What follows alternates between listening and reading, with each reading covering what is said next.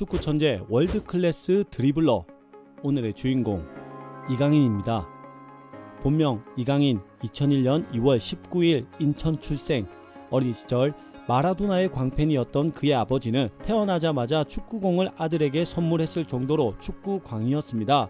이런 아버지의 영향을 받은 그는 3살 때부터 축구에 관심을 가지고 TV로 브라질과 아르헨티나 경기를 유심히 지켜보게 되는데요. 또래보다 큰 형들과 매일 축구를 하고 형들이 가고 난 이후에도 아버지를 상대로 축구 연습을 했을 정도로 축구에 흠뻑 빠지게 됩니다. 이때부터 왼발잡이에 섬세한 볼 컨트롤, 축구 지능까지 겸비하게 되는데요. 7살이 되어 KBSN 스포츠 나라라 슛돌이에 출연하여 본격적인 축구 재능을 뽐내게 됩니다.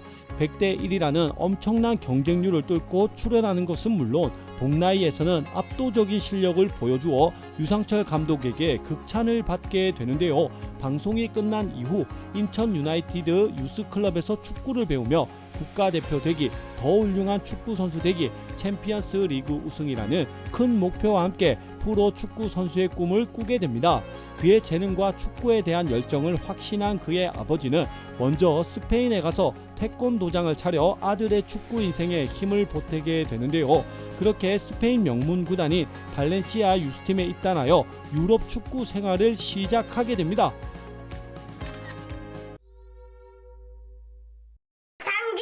이강인입니다. 커서 마라도나보다 더 잘하는 축구 선수가 되겠습니다. 이강인이 초등학교 3학년 때 방송에서 성장판 검사를 했는데 예상 키가 173에서 174cm로 결과가 나오자 이강인의 부모님의 표정이 매우 굳어졌다고 한다. 현재 성인이 된 이강인의 키는 173.5cm로 정말 예상치대로 성장했다. 꿈나무 시절에는 메시, 마라도나, 박지성을 좋아했고 드림클럽은 바르셀로나였다. 이후 성장하고 난 뒤에는 롤모델이 다비드 실바라고 한다. 7살 때 유상철과 골대 맞추기 시합을 해서 이긴 바 있고 9살에는 시저스, 사포, 플립플랩, 마르세유 턴, 라보나 킥과 같은 고난이도 기술들을 실전 중에 자유자재로 구사할 수 있었다. 10살에는 심폐지구력 측정 테스트에서 동나이 때 체육 영재 중에 상위 0.1% 안에 들어갔다. 훗날 유상철이 회고하기를 이강인은 그냥 수준이 달랐고 그 당시 이미 성인을 축소해 놓은 수준의 실력자라고 밝혔다. 2011년 발렌시아 유스팀에 입단 후 각종 국제대회, 축구대회에서 최우수 선수로 선정되게 되는데요.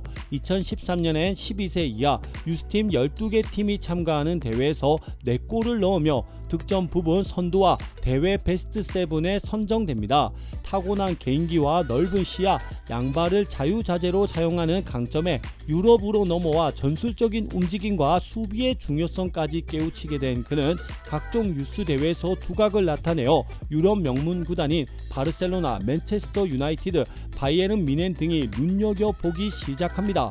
이에 발렌시아는 2013년 6년 장기 계약을 제안해 이강인 지키기에 나섰고 바이아웃 금액 43억 원을 책정, 또한 그의 가족이 스페인에서 사용하는 생활비 전액을 지원하기로 약속하게 됩니다. 이에 보답이라도 하듯 2015년 로케타스 데마르 대회에 참가해 발렌시아를 우승으로 이끌고 대회 MVP를 수상하게 되는데요. 그리고 만 16세의 나이로 이승우, 백승호, 손흥민보다 빠른 프로 데뷔전을 치러 팀 내 최고 유망주가 됩니다. 그렇게 18세 이하 국가대표팀에도 선발이 되어 차기 대표팀 에이스 미드필더로 무럭무럭 성장하게 됩니다.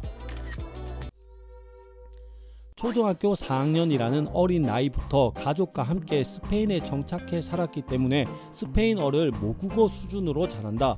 오히려 한국어보다 스페인어가 더 편해서 속으로 생각할 때는 스페인어로 생각하고 꿈도 스페인어로 꾼다고 한다. 신가드나 중지에 항상 끼고 다니는 반지 등 물건들의 W, S, J, SK라는 이니셜이 있는데 이는 아버지, 어머니, 첫째 누나, 둘째 누나, 이강인 순으로 이름의 첫 알파벳을 따온 것이라 한다. 여기저기 많이 쓰는 걸 봐서 가족에 대한 사랑이 얼마나 큰지 알 수 있다. 팬 서비스를 잘해준다. 평소 경기를 보러 와주는 팬들을 위해 사진 촬영, 사인은 물론이고 와주셔서 감사합니다 라는 멘트로 인성까지 훌륭하다는 소리를 듣는다. 한 1화로 홈에서 열린 30라운드 헤타페전이 끝나고 멀티골을 기록한 이강인이 기다리는 팬들 보고 차를 멈추더니 나는 유튜브 영상에서 마요르카 홈구장에서 기다리는 현지 한국 팬들을 위해 차에서 내리더니 길 건너편까지 굳이 건너가 약속이 있어서 훈련장에서 사인을 해주겠다는 말을 남기고 다시 차로 돌아갔다. 현장을 빠져나가면서 손인사까지 해주는 서비스로 팬들에게 감동을 줬다. 촉망 받는 유망주에서 에이스로 자리매김하는 중요한 시점에 발렌시아 감독과 전술이 맞지 않아 출전 시간이 점점 줄어들게 되는데요. 교체와 결장을 반복하자 그는 발렌시아 측에 이적을 요청하게 됩니다.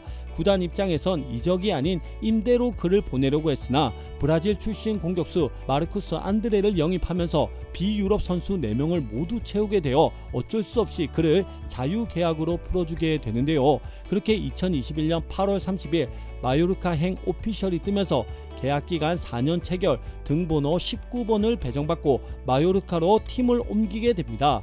마요르카 감독인 루이스 가르시아 감독은 주로 4-3-3과 4-2-3-1의 미드필더 중심의 전술을 사용하는 감독이었는데요. 공식 보도자료에서 이강인이 중앙을 강화시킬 선수라 강조할 만큼 그를 신임하고 있었습니다. 팀의 에이스이자 핵심 전력이지만 노장이라 체력이 변수인 다니 로드리게스의 백업 선수로 매번 교체 출장을 보장받아 자신의 역할을 수행하게 되는데요. 마요르카 이적 후 첫 시즌에는 출전 시간을 늘리며 폼을 끌어올리다가 다음 해인 2022-23 시즌부터 완벽히 적응을 끝내어 매번 환상적인 경기력을 보여줍니다. 잘해봤자 강등권 바로 위, 심각하면 다시 2부 리그로 떨어질지도 모른다고 평가받던 팀을 중위권까지 끌어올리는데 핵심적인 역할을 하여 본인 커리어 첫 풀타임 시즌을 성공적으로 마무리하게 됩니다. 6골 6도움을 기록하면서 리그 두 자릿수 공격 포인트까지 달성한 그는 최근 스탯이 모든 면에서 스텝업을 이루어 수비 가담과 신체 능력이 향상되고 더욱더 날카로워진 킥 능력, 특히 탈압박과 양발을 이용한 드리블 능력은 유럽 5대 리그 전체 탑 클래스 수준으로 성장하게 되는데요. 2022 카타르 월드컵에서도 짧은 출전 시간에 엄청난 임팩트를 보여주어 국민들의 전폭적인 지지를 받게 됩니다. 그렇게 차기 대표팀 에이스로 대한민국 축구를 이끌어갈 세계적인 선수로 성장하게 됩니다. 나는 스포츠 선수들을 존경한다. 그들은 오로지 스포츠 하나를 위해 자신의 모든 것을 갈아 넣는다. 운동, 멘탈, 식단, 환경, 심지어 인맥 관리까지 철저한 자기 관리를 통해 컨디션을 유지한다.